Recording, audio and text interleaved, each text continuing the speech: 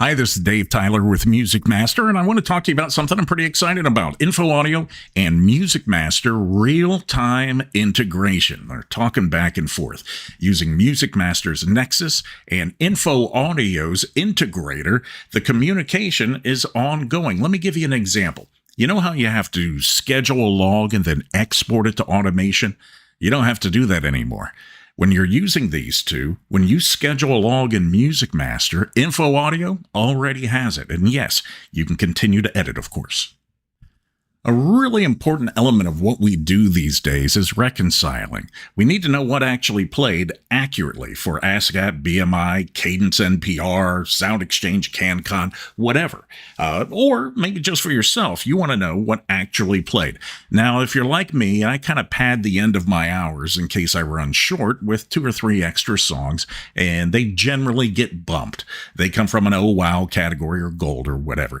But I want to know that these songs did not play, and they're available to schedule. And by reconciling, MusicMaster knows, oh, okay, that happened. Same thing goes if you have a jock in the studio and the jock switches out a song. You want to know that song A did not play and is available, and song B did play, and you get the history reported for it. So in this example, we have Tom Petty, You Got Lucky, then Things We Do for Love, and Paul Simon's You Can Call Me Out. Let's look at MusicMaster. We have the same thing. Tom Petty, 10cc, Things We Do for Love, and Paul Simon right there. But the jock in the studio makes a change. They want to hear Caught Up in You. So they drop it in here in between Tom Petty and Paul Simon. When we go to MusicMaster, boom, it's already changed. It is reconciled immediately. Okay, let's add a song. When you add a song in InfoAudio, it adds a song card immediately into MusicMaster in the uncategorized category that you see right here. So we have 2 folders.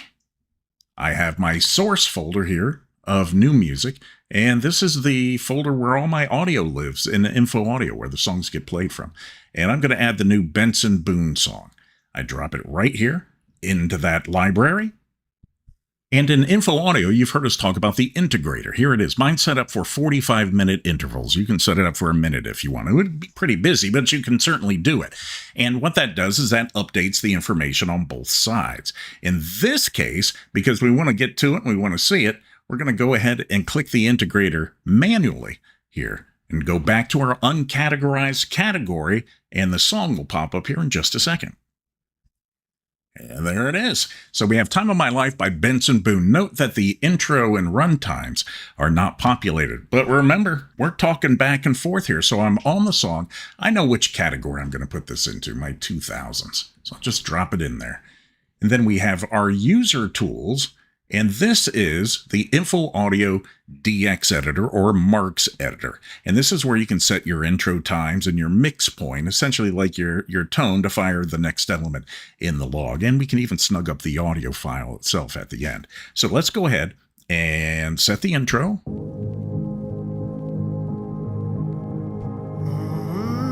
I'm happy with that. Let's set the mix point.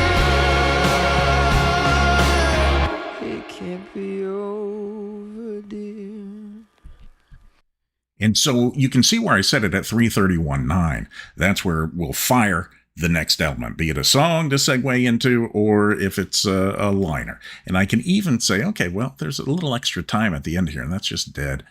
So I'll just snug it up. Now watch in MusicMaster behind it, the intro and the runtime fields. Immediately, they are updated. And they are super accurate as well. So that is a great piece of information and just another example of the terrific integration between InfoAudio and MusicMaster. Of course, if you have any questions, just give us a call here at MusicMaster.